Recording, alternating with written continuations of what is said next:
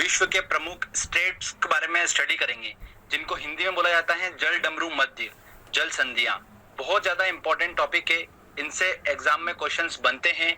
तो आज हम इस टॉपिक को ग्राफ के माध्यम से अच्छे से समझेंगे और कोशिश करेंगे कि उसमें मैंने कुछ ट्रिक ऐड करी अपनी तरफ से, तो मैं आप तक अच्छे से वो बात पहुंचा पाऊं।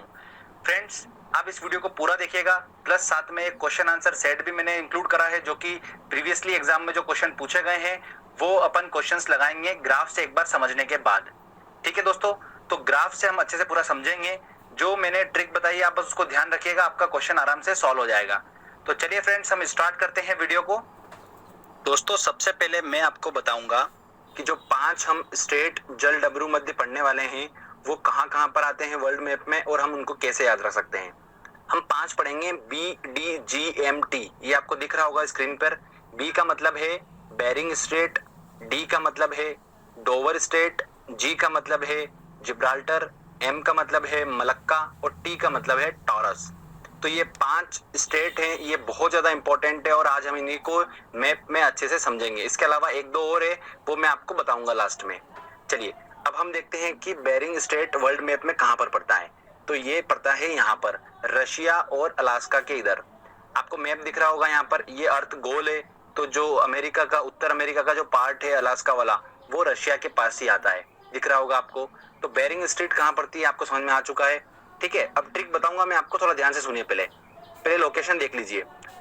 जो सीक्वेंस रहेगा मैप में, ऊपर से नीचे की तरफ जब हम आएंगे तो ABCD का जो सीक्वेंस होता है Z तक, उसी सीक्वेंस के साथ चलेंगे। तो पहले B आएगा, फिर मैप में ऊपर की तरफ B आएगा सबसे पहले, फिर आएगा D, फिर G, फिर M और T। इनकी लोकेशन आप मैप में एक बार देख लीजिए। B आपको समझ में आ चुका है कहाँ पर आया, बेरिंग स्ट्रेट। उसके बाद दोस्तों देखिए D कहाँ पर आएगा। D आएगा यहाँ पर यूरोप में। ठीक है, तो डोवर स्ट्रेट कहाँ पर है आपको देख के समझ आ चुका होगा कि ये यूरोप में पड़ता है। उसके बाद जिब्राल्टर जो है वो आएगा D से नीचे। तो सबसे पहले B आया, B के बाद D, D के बाद G। मतलब सीक्वेंस आप देख सकते हैं, ABCD का जो सीक्वेंस चलता है उसी तरीके से सीक्वेंस चलेगा ये। ठीक है, G के बाद दोस्तों आएगा हमारा M। अब M किधर आएगा, नीचे आएगा। तो ऊपर से नीचे चल रहे हैं मैप में हम। और सबसे लास्ट में आएगा T फॉर टॉरस, जो कि ऑस्ट्रेलिया के यहाँ पर पड़ता है, न्यू गिना के यहाँ पर। अब इनको एक एक को डेप्थ में मैं समझाऊंगा, पहले आप ट्रिक ध्यान समझ लीजिए। आपको ध्यान में होना चाहिए कि जब भी हम मैप में ऊपर से नीचे की तरफ आते हैं तो ध्यान रखिए, सबसे पहले हमारा आएगा BDGMT, मतलब जो लेटर के सीक्वेंस है। ठीक है, ABCDZ तक जो सीक्वेंस है उसी तरीके से हम चलेंगे। तो पहले हम देखो, बेरिंग स्ट्रेट, 5 स्ट्रेट को हमको याद रखना है, बेरिंग, डोवर, जिब्राल्टर, मलक्का और टॉरस। ये मेन जो है यही है। ठीक है, इसके अलावा एक दो और है, वो मैं आपको बता दूंगा। तो मेन हमको ध्यान रखना है इनकी लोकेशन।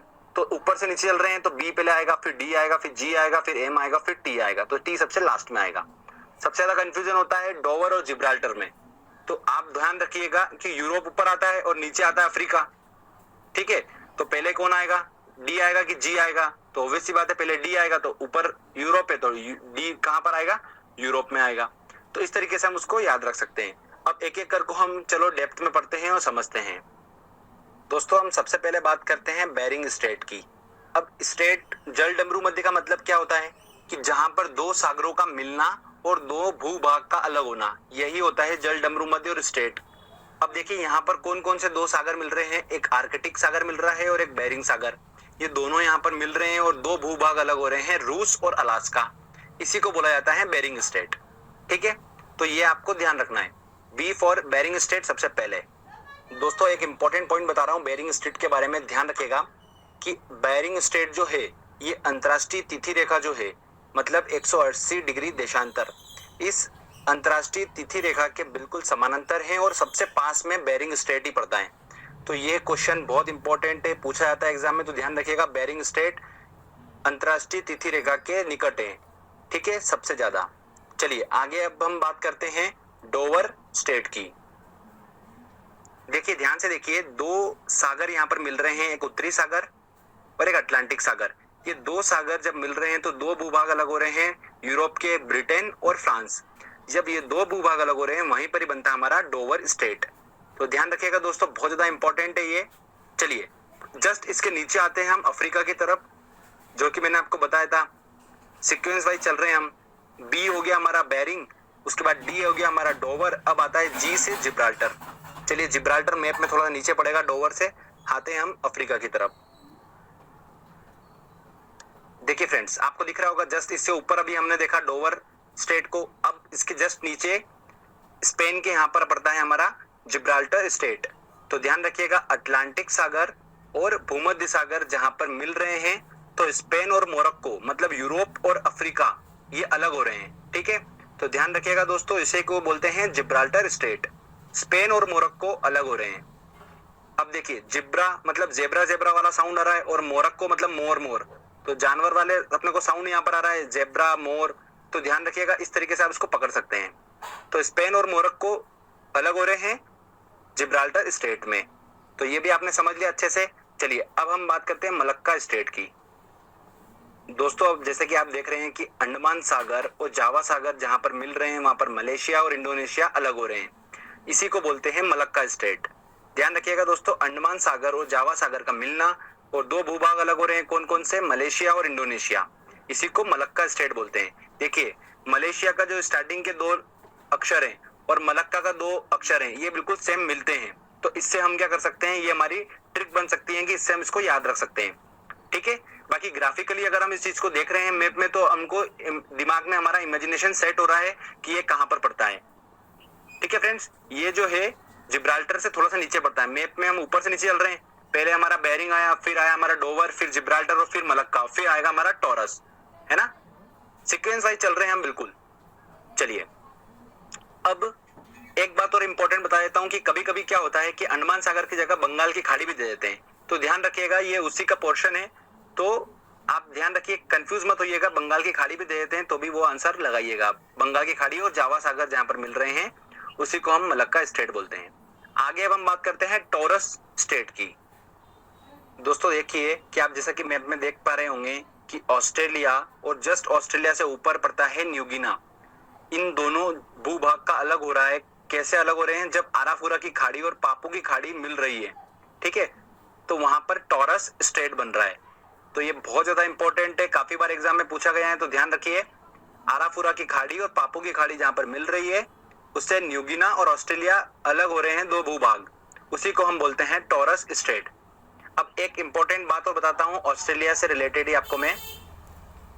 दोस्तों जैसा कि आप यहाँ पर मैप में देख पा रहे होंगे कि ऑस्ट्रेलिया के जस्ट नीचे तस्मानिया पड़ता है, जैसे भारत के नीचे श्रीलंका पड़ता है ना, वैसे ही ऑस्ट्रेलिया के नीचे पड़ता है तस्मानिया, और ऑस्ट्रेलिया और तस्मानिया के बीच में ही यहाँ पर ध्यान रखिएगा, बाबा क्या वो यक्षिणी अभी भी मर्दों को अपनी हवस का शिकार बॉस, जैसे कि श्रीलंका का बॉस भारत है, वैसे तस्मानिया का बॉस क्या है, ऑस्ट्रेलिया है। तो ध्यान रखिएगा, ऑस्ट्रेलिया और तस्मानिया के बीच में यहाँ पर पड़ता है बॉस स्टेट। अब हमने जो हमारे मेन थे 5 मैंने आपको बताए थे स्टार्टिंग्स में, बेरिंग, डोवर, जिब्राल्टर, मलक्का और टॉरस, ये हमने 5 इंपॉर्टेंट देख लिए हैं दोस्तों सीक्वेंस वाइज। जैसे एबीसीडी का सीक्वेंस होता है वैसे ही हमने उस सीक्वेंस में ही देखा है, मैप में ऊपर से नीचे आएंगे उसी सीक्वेंस को लेकर हम, तो हमने 5 समझ लिया अच्छे से। अब 2 और है इंपॉर्टेंट, मैं आपको बताता हूं, जो कि हमको कंफ्यूज करते हैं बहुत ज्यादा। तो चलिए सबसे पहले मैं पहला लेता हूं दोस्तों फ्लोरिडा का। जैसे कि आप देख पा रहे होंगे कि वर्ल्ड मैप में फ्लोरिडा स्टेट कहां पर पड़ता है, ये पड़ता है अपना संयुक्त राज्य अमेरिका जो है, और वेस्ट इंडीज, दो भूभाग अलग हो रहे हैं जब मैक्सिको की खाड़ी और अटलांटिक सागर मिल रहे हैं। ठीक है, आपको वर्ल्ड मैप में नजर आ रहा होगा, एरो के माध्यम से मैंने बता रखा है फ्लोरिडा स्टेट कहां पर है। तो ध्यान रखिएगा, मैक्सिको की खाड़ी और अटलांटिक सागर जहां पर मिल रहे हैं, दो भूभाग अलग हो रहे हैं, वेस्ट इंडीज और फ्लोरिडा, ये दोनों अलग हो रहे हैं। फ्लोरिडा जो है वो संयुक्त राज्य अमेरिका का ही पार्ट है, जिसकी वजह से फ्लोरिडा स्टेट बना। ओके फ्रेंड्स, तो ये ध्यान रखिएगा। अब लास्ट में आपको बता रहा हूं एक इंपॉर्टेंट, डेविस, जो कि डोवर को बहुत ज्यादा कंफ्यूजन पैदा करता है, डोवर और डेविस में। अभी तक हमने डोवर पढ़ा था, मैं सबसे लास्ट में इसलिए बता रहा हूं आपको कि आपको मैं कंफ्यूज बिल्कुल भी नहीं होने देना चाहता हूं इस वर्ड को लेकर कि डेविस है कि डोवर है, क्योंकि मुझे भी कंफ्यूजन होता था बहुत ज्यादा, इसलिए मैंने इसकी ऐसी ट्रिक निकाली थी जिससे आप आसानी से इसको याद रख सकते हैं। चलिए पहले मैं आपको बताता हूं कि डेविस जो स्टेट है वो कहां पर पड़ता है वर्ल्ड मैप में। तो देखिए, हम बात कर रहे हैं डोवर और डेविस, ये दो हमको बहुत ज्यादा कंफ्यूज करेगी, जिसमें हम पढ़ चुके हैं कि डोवर जो है स्टेट कहाँ पर पड़ता है? देखिए डोवर हमको पता है कि बेरिंग के बाद हमारा सेकंड नंबर का डोवर आया था जो कि यूरोप में पड़ता है। तो देखो यहाँ पर आपको DO और DA दिख रहा होगा, तो DO तो चला गया अपनी जगह पर, कहाँ पर है आपको पता है इसी मैप में कि यूरोप में पड़ता है ये। अब डेविस जो है, ये डेविस कहाँ पर पड़ता है? सबसे ज्यादा कंफ्यूजन ये करता है क्रिएट।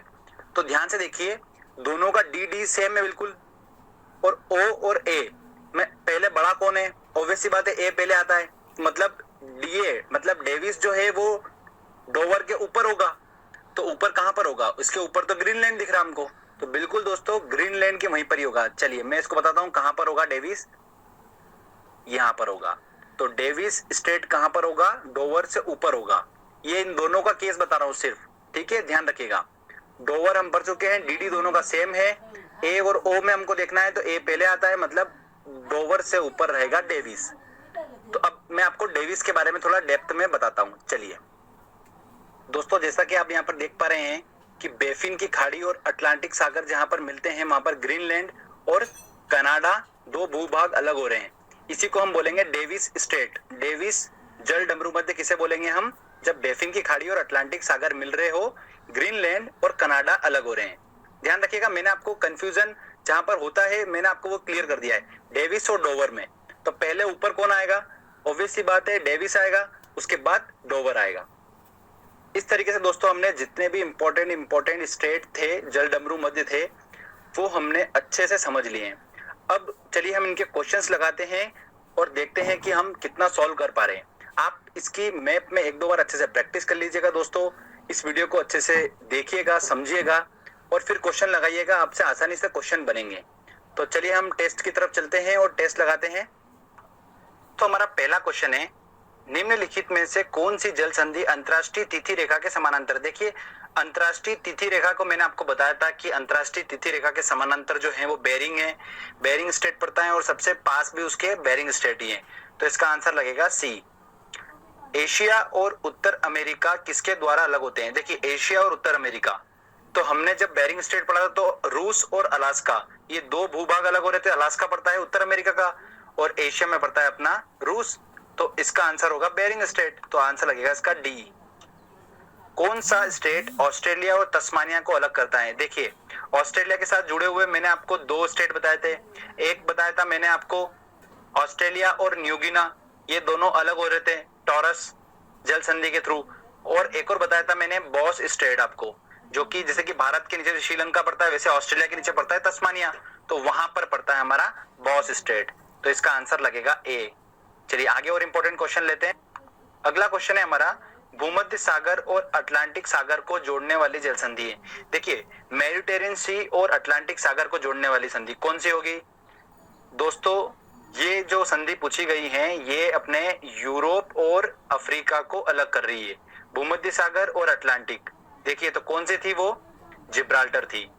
जेब्रा, मोर, मोरक्को, याद आ रहा होगा आपको थोड़ा थोड़ा, बिल्कुल, तो जिब्राल्टर है।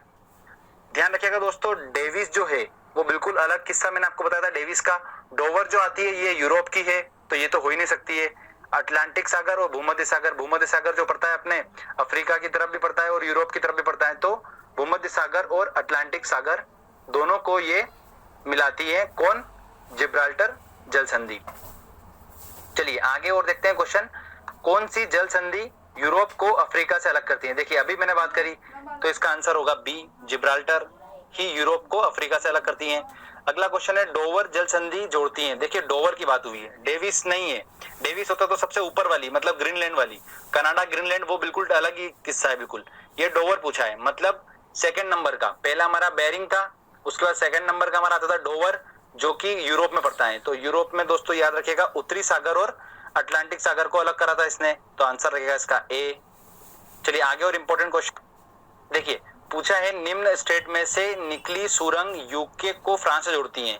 अब यूके को फ्रांस से जोड़ती है मतलब यूरोप की बात हो रही है, तो यूरोप में दोस्तों कौन सी थी हमारी? डोवर थी, तो आंसर लगेगा इसका बी।